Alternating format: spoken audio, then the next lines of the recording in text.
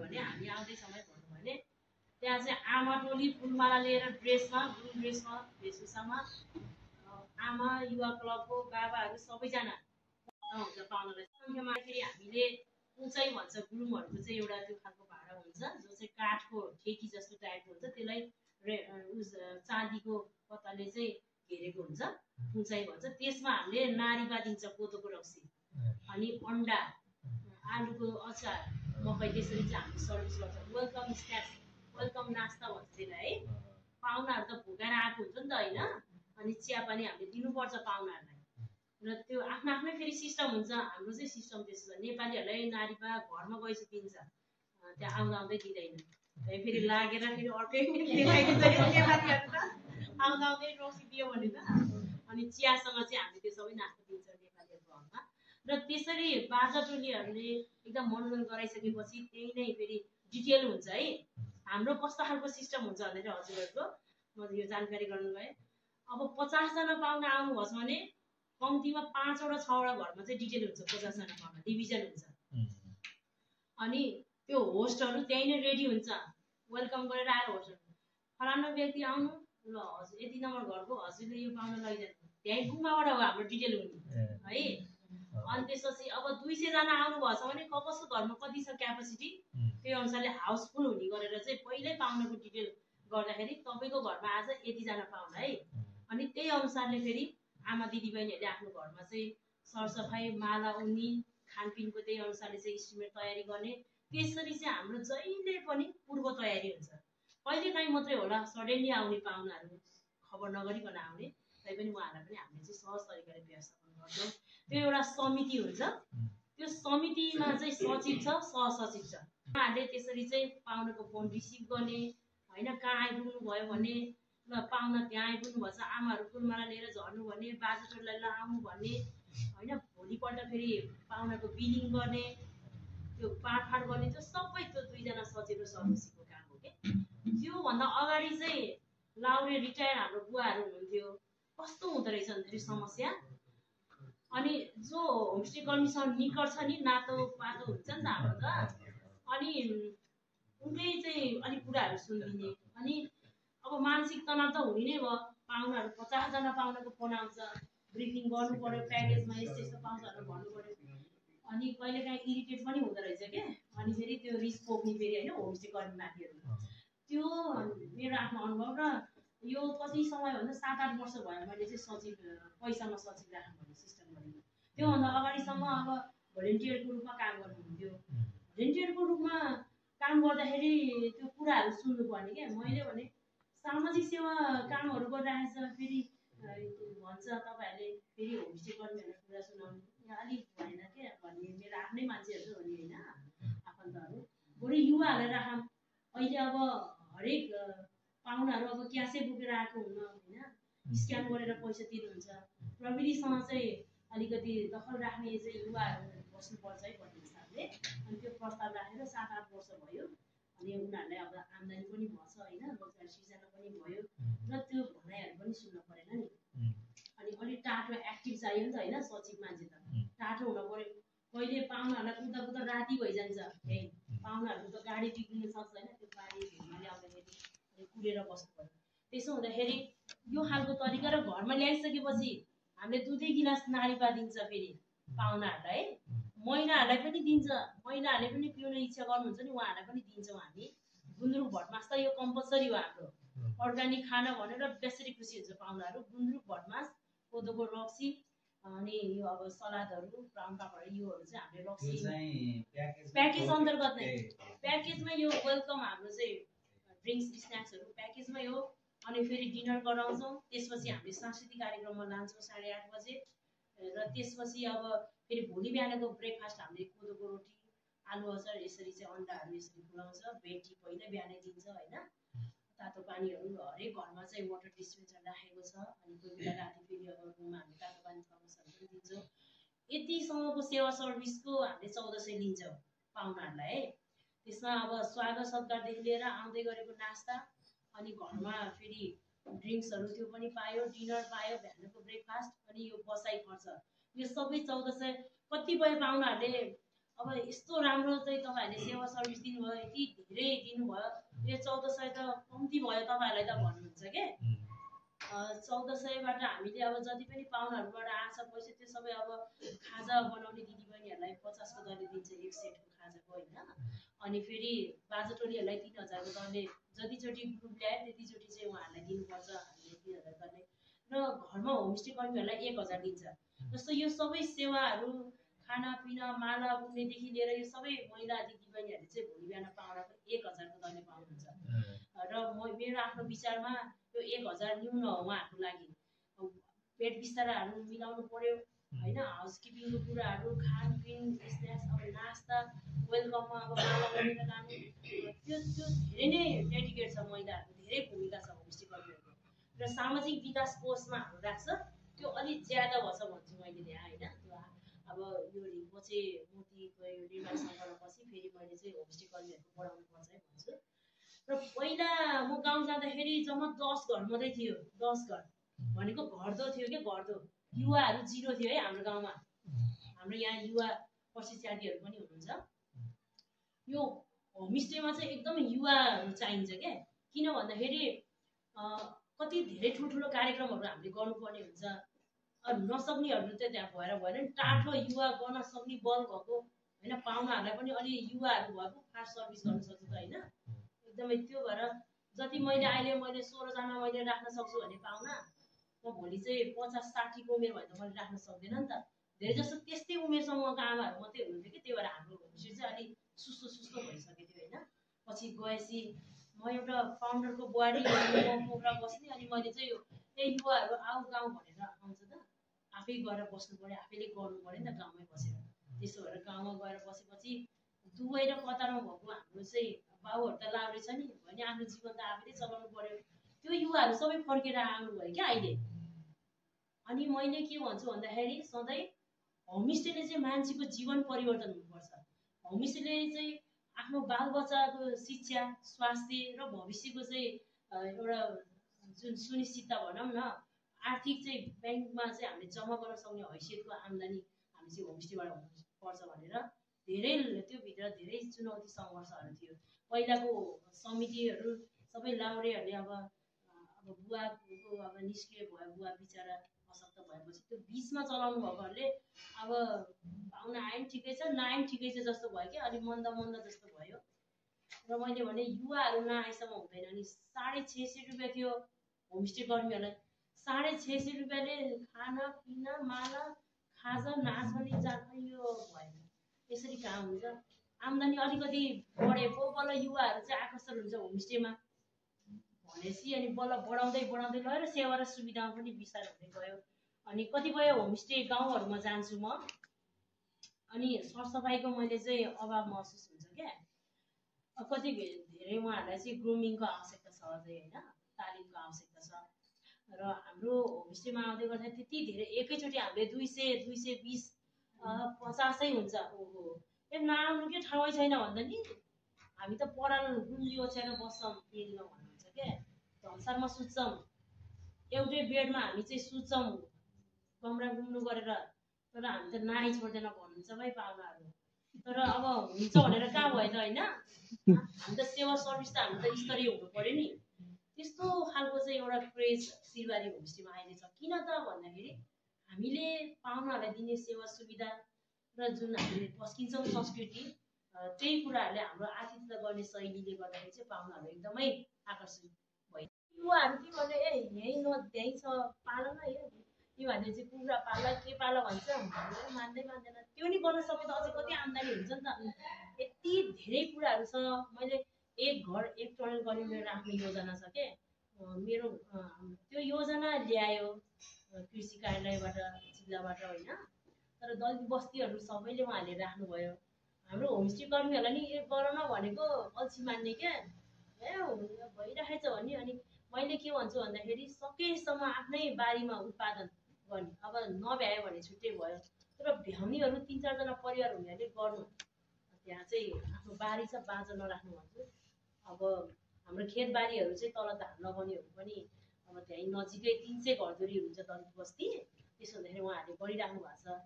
र हामीले गर्न सक्यौँ भने अझै धेरै आम्दानी गर्न सक्छ कि बार्बिक्यू गर्ने भनेको बित्तिकै उहाँहरू निधार कुञ्चन हुन्छ कि कतिपय हाम्रो घरको क्या मेरो आफ्नो अनुभव तपाईँलाई भने है बार्बिक्यू गर्दाखेरि त आम्दानी त जोडिने हो कि होइन त्यो सेवा सँगसँगै तपाईँहरूले यस्तो चाहिँ नगरिसक्यो है अल्छी गर्ने होइन कहिले पनि बार्बिक्यू अब मासु ल्याएर म्यारिनेट गरिदिनु पर्यो फेरि फोड ज्यादा गर्छ अनि फेरि बार्बिक्यू गर्ने भनेपछि जस्तो 20 जना गेस्टहरू आउनुहुन्छ नि उहाँहरूलाई हामीले 2टा 3टा घरमा छुट्याइदिन्छ नि त होइन अनि एउटै ठाउँमा बार्बिक्यू गर्ने भन्नुहुन्छ तपाईँहरूलाई हाम्रो अनुभव सेयर गरेको के अनि एकै ठाउँमा गर्दाखेरि त अब प्लेटै 20वटा जाने भयो फेरि गिलासहरू अब तातो पानी हातको खाइ गर्नुहुन्छ त्यस्तो ज्यादा धुनु पर्यो अब चटनीहरू बनाउनु पर्यो त्यो त्यसै निधार कुञ्जाइहाल्ने क्या मैले त मेरो ग्रुपमा त यति धेरै दिनैको सुझावहरू भने गर्छु र कोही पनि अल्छी मान्ने होइन अब आफ्नै घरमा चाहिँ पैसा लिएर आइरहेको छ लक्ष्मी लिएर होइन किन हेजिटेट हुनु किन अल्छी मान्ने मजाले बार्बिक्यू गर्नेदेखि आगो ताप्ने रमाइलो गर्ने भनेर आएको छ उहाँहरू अनि त्यो भनेको त जानु तपाईँहरू चाहिँ पोखरामा जानु स्याङ्जामा जानु सटर भाडा लिएर चिया दोकान गरेर बस्नु तपाईँहरू भन्छु अन्त नभने त हुँदै हुन्न त्यही भएर पाहुनाहरू अतिथि देव पाहुनाहरूलाई जहिले पनि हामीले पाहुनाहरूलाई हामीले उहाँहरूले गरेको डिमान्ड पुर्याउन नसक्ने दिन नसक्ने त्यो डिमान्ड गऱ्यो भने हामीले दिन सक्दैन तर गर्न सक्ने चाहिँ हामीले काम गर्नु पर्यो नि दिन सक्नु पर्ने सेवा होइन अल्छी मान्नु होइन त्यसो भएर हाम्रो आय चाहिँ एकदमै राम्रो छ अझै अल्छी गरेन भने अझै धेरै बढ्दै गयो अरे बाबुआमाको चाहिँ पेन्सन छँदैछ अनि अलि अल्छी गर्नु चाहिँ कहिले त्यसो भएर है वर्ष चाहिँ केही न केही चेन्ज र सुधारको कामहरू कुराहरू गर्दै गर्छ कि अब हाम्रो होमस्टेमा कस्तो छन् हामी एकदम मनकारी पनि छ फेरि माया लाउने के सबैको माया लाउने छ क्या फेरि समितिमा हामीहरू के मेरी मान्छेहरू आफैलाई ठुलो अब कस्तो खालको चाहिँ समुदाय अब 3टा चाहिँ ब्राह्मण समुदायलाई मिसा चाहिँ हाम्रो यहाँ धेरै जस्तो चाहिँ ब्राह्मणै हुनुहुन्छ हामी नै होमस्टे गर्छ पाहुनै अटेन होइन पाहुना रिटर्न गर्छ शुक्रबार र शनिबार त 500 पाहुना रिटर्न गर्छ हामीले तपाईँहरू विश्वास गर्नु 500 पाहुना भनेको कति हो त्यो 500 जनाले त 5000लाई प्रचार गर्थ्यो अथवा 50,000लाई फेरि 5000 प्रमोट गर्ने थिएन हाम्रो मार्केट र हाम्रो लस हुन्छ के प्रत्येक शुक्रबार र शनिबार कस्तो दुःख लाउँछ माया लाउँछ पाहुनाहरूलाई चाहिँ ठाउँ छैन हजुर दिनमा कति 500 ले कति लाख आम्दानी भयो 7 लाख जति हुँदै रहेछ हैन हो एक दिनमा 7 लाख एउटा गाउँमा होमस्टेको कारणले है पैसाको कारोबार हेर्नु कति त्यही भएर हामीले गाह्रो छ त्यो धान्न गाह्रो छ नि हामीलाई अहिलेसम्म चाहिँ हामी सिस्टममा चलिरहेछ हैन अनि हाम्रो चाहिँ अब आफ्नै भान्जा भान्जीहरू चाहिँ समितिमा राखेछ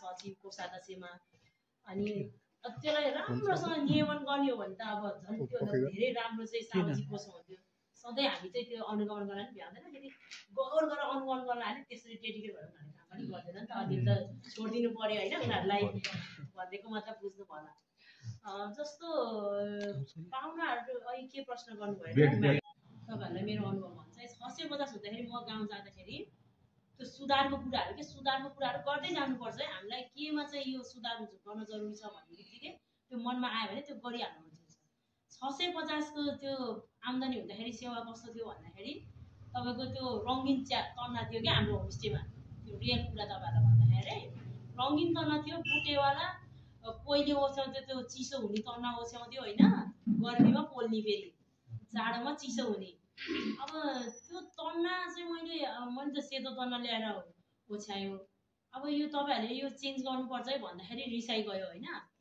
फ्याक्ट कुरा भन्दाखेरि हाम्रो होमस्टेमा दैनिक पाहुनाहरू आउनुहुन्छ अब कतिले त्यो बेडसिट चेन्ज गर्न नै नभ्याउँदाखेरि चाहिँ त्यही यसरी टकटकाएर तिनिक पारेर ओछ्याउने के रङ्गिन तन्नामा चाहिँ मैले देखिन्न भनेर मैले के नियम राख्यो 2 वर्षपछि फेरि जाने बित्तिकै सबै नियमहरू चेन्ज गर्न लाग्दाखेरि आफै आँखी भइगयो होइन बिस्तारै प्रत्येक वर्ष र व्हाइट बेडसिट राख्यो सर व्हाइट बेडसिट कसरी गर्यो त भन्दाखेरि कम्युनिटीकै पैसाले सबैले त अब नमान्ने सबैको आर्थिक हैसियत उस्तै हुन्न त्यही भएर सामाजिक विकास कोषको पैसा 4-5 लाख रुपियाँ चाहिँ प्रयोग गर्यो एउटै फर्मबाट हामीले चाहिँ किनेर ल्यायो व्हाइट बेडसिट प्रत्येक घरको सिंगल बेड कतिवटा छ डबल बेड कतिवटा छ त्यही अनुसारले फेरि स्पेयर फेरि एक्स्ट्रा चाहियो नि त होइन तन्नाहरू त्यसरी नै र सिरानीको खोल पनि सिलाइ कतिलाई हुनु पर्यो फेरि टुप्पुका गरेर भएन खप्पा हाल्ने खालको हुनु पर्यो अनि त्यो दर्जी पनि गाउँमै राखेर होमस्टेले नै उसलाई चाहिँ खाना खुवाएर त्यसरी चाहिँ हामीले खरिद गरेर ल्याएर त्यो एप्लाई गर्यो कि नियम। त्यसपछि बल्ल कोठामा जाने बित्तिकै दङपन हुन्छ कि जस्तो हाम्रो होमस्टेमा पाउन अट्दैन। कतिपय नयाँहरूले चाहिँ ठुलै कोठा बनाउनु पर्छ, एउटै रुममा 4 जना 5 जना सुत्नुपर्ने अवस्था हुन्छ नि। फेरि कस्तो भयो पाहुनाहरू विभिन्न किसिमको आउनुहुन्छ। अब त्यो 5 जनाको त्यो बेड हुँदाखेरि कहिले 2टा बेड भएको छैन भन्नुहुन्छ, कोही चाहिँ 5वटा बेड मात्रै छ, 10वटा बेड भएको रुम छैन, हामी त सबै एकै ठाउँमा बात मार्दै सुत्ने भनेको पनि भन्नुहुन्छ है। त्यो अझ पाहुना अनुसारको हुन्छ। तर अब कतिपयको अब घरमा 2टा बेड भएको चाहिँ रुम कम्ती छ होला, 4-5वटा मात्रै रुम छ, नत्र भने हाम्रो 3टा 4वटा 5वटासम्म, 5भन्दा ज्यादा छैन। यसरी चाहिँ छ। तर पनि त्यो चाहिँ व्यवस्थितसँग छ होइन। अनि अलि राम्रै छ, कम्फर्टेबल खालको छ, सफा छ, व्हाइट बेडसिट छ अहिले। अनि त्यो तिनिक्क परेको छ, अनि हेर्दै पनि आकर्षक सुन्दर सफा छ भनेपछि पाहुनाहरू चाहिँ केही मान्दैन, आरामसँग उहाँहरू बस्नुहुन्छ। र म्याटको कुरा गर्नुभयो, म्याट त बल्ल बल्ल मैले सुधार्के एकैचोटि हुँदैन नि त। जे कुराहरू पनि यो उर्मिलाले कहिले यो भएन भन्छ, कहिले त्यो भएन भन्छ भन्ने कुरा आइरहेको छ क्या। तर बेस्ट हाम्रो त नम्बर 1 होमस्टे हो नि त होइन, एसियाकै फर्स्ट होमस्टे हो। केही कुरामा हामीले कम्प्रोमाइज गर्नुहुन्न भन्ने हिसाबले परिवर्तन गर्दै गइरहेछ। र यो अहिलेको सिजनबाट बल्ल मैले त्यो गर्न सकेँ कि कस्तो भने अब अनुगमन एकदमै भइराख्नुपर्छ। तपाईँहरूको पनि मैले के भन्छु भने निजी होमस्टेमा कसैले भयङ्कर राम्रो गर्नु होला होइन, राम्रो सेवा सुविधा, राम्रो बोली, राम्रो खानाहरू, सरसफाइको कुराहरू केहीमा कम्प्लेन छैन भने त्यहाँ त फेरि अर्को पटक पनि आउनुहुन्छ, अरूलाई पनि जान अनुरोध गर्नुहुन्छ नि होइन। अब तर यो कम्युनिटी होमस्टेमा हाम्रो 24वटा घर छ होइन। अब 4-5वटा घर एकदमै दामी गर्ने, राम्रो सेवा सुविधा, झिजो नमानिकन जे पनि गरिदिने, बरु पैसै नपाओस्, एक्स्ट्रा कति खानुहुन्छ नि पैसा लिन अप्ठ्यारो लाग्छ के। अब 2-2 गिलास रक्सी प्याकेजमा गएन, एक गिलास 6 जनाले खाइदिएपछि त गइगयो नि त ज्यादै नै। तर माग्न अप्ठ्यारो लाग्छ क्या, हामीलाई त माग्दैन। त्यो भनेको त सेक्रिफाइस हो नि त, हामीले गरेको सेवाले पाउन खुसी छ भयो। कतिपय कुरामा हामी खालि पैसासँग चाहिँ हेर्दैन क्या हामीले। र अब त्यो सुधारको कुराहरू गर्दै जाँदाखेरि बेडको कुरा चाहिँ गएको यो भदौ महिनामा चाहिँ मैले कस्तो खालको चाहिँ प्रस्ताव राखेर माइनेट गऱ्यो भने सबैले अब फर्म राख्ने राम्रो खालको। अब त्यो यसरी हान्दाखेरि हातै उफ्रिने त्यो म्याट्रेस के त्यो कालो हुन्छ नि, कहिलेका हामी आमासम्महरू बस्ने के त्यो के भन्छ त्यो कालो रङको हो, त्यस्तो 4 पत्र हुने ओछ्यायो के कतिले। त्यो के भन्छ त्यसलाई म्याट्रेस, त्यो हलुङको खालको हुन्छ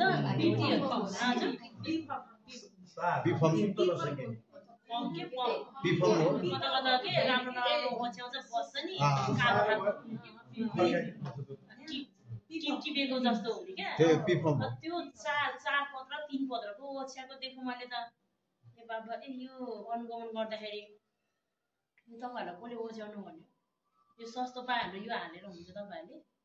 अनि अनुगमनको मैले त्यो पहिल्यै प्रस्ताव चाहिँ पारित गर्यो, यो अगर यो खालको चाहिँ फर्म तपाईँहरूले किनेन भने, यो हालेन भने पाउन दिँदैन। सुन्नु है, एकदम कडा हुनुपर्छ होमस्टेमा त। तपाईँको यो निजी हो र, तपाईँले नराम्रो गरे तपाईँकोमा पाउन कम्ती आउँछ, राम्रो गरे ज्यादा। यो निजी त होइन, तपाईँले यो गलत गर्नुभयो, यसले गर्दाखेरि यो सबै असर परेन, ब्रान्ड खराब गरे।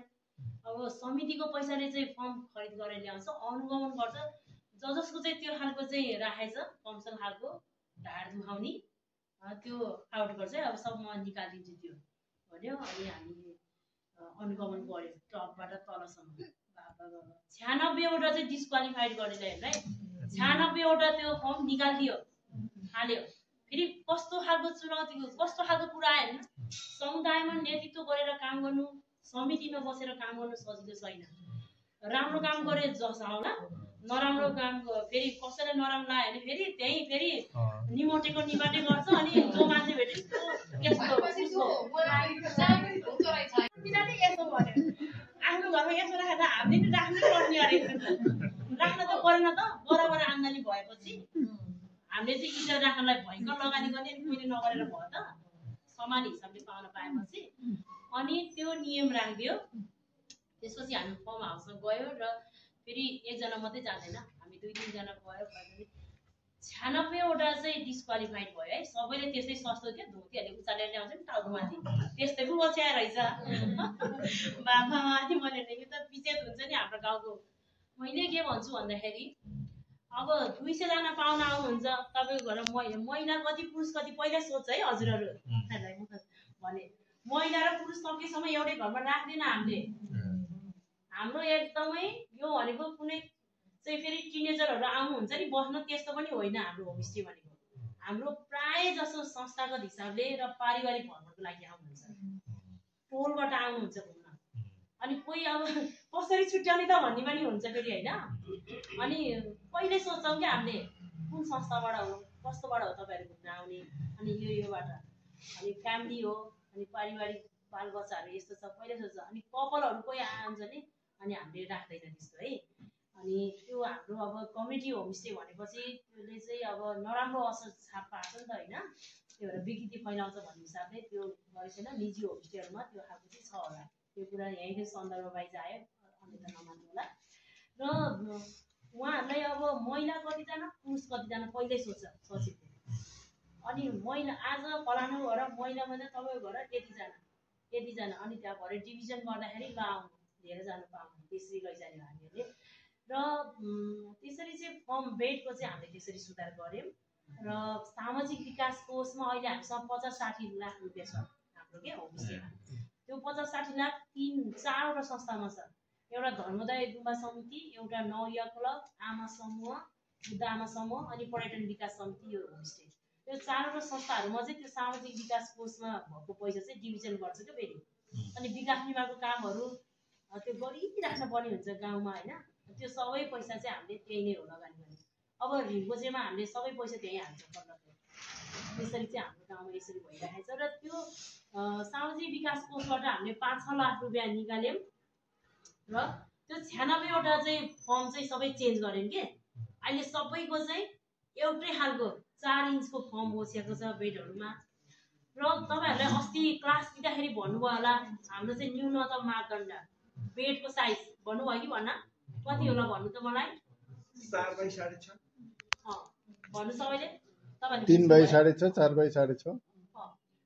अनि पड्लाङ गुडुङ गर्न अलिक कम्फर्टेबल हुनु पर्यो, भुइँमा खस्नु भएन, पाहुना चौडाइ पनि हुनु पर्यो। त्यसो भएर त्यो मापदण्ड नभएको बेडहरू पनि सबै आउट गर्न लगायो। कतिपयले चाहिँ थाहै नभइकन पाहुना बढेछ अनि हालेछ कि कोठामा बेडहरू है हजुरहरू, सानो लो बेड टाइपको हालेछ।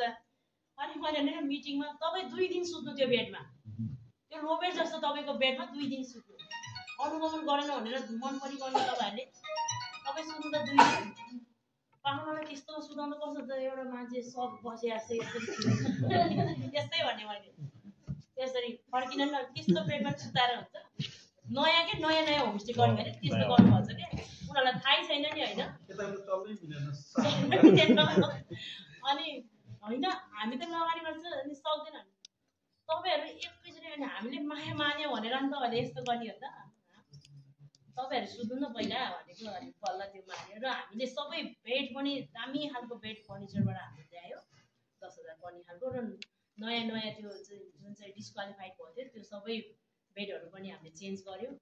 फर्महरू पनि एकदमै अहिले एकरूपता छ सिलबारी होमस्टेमा।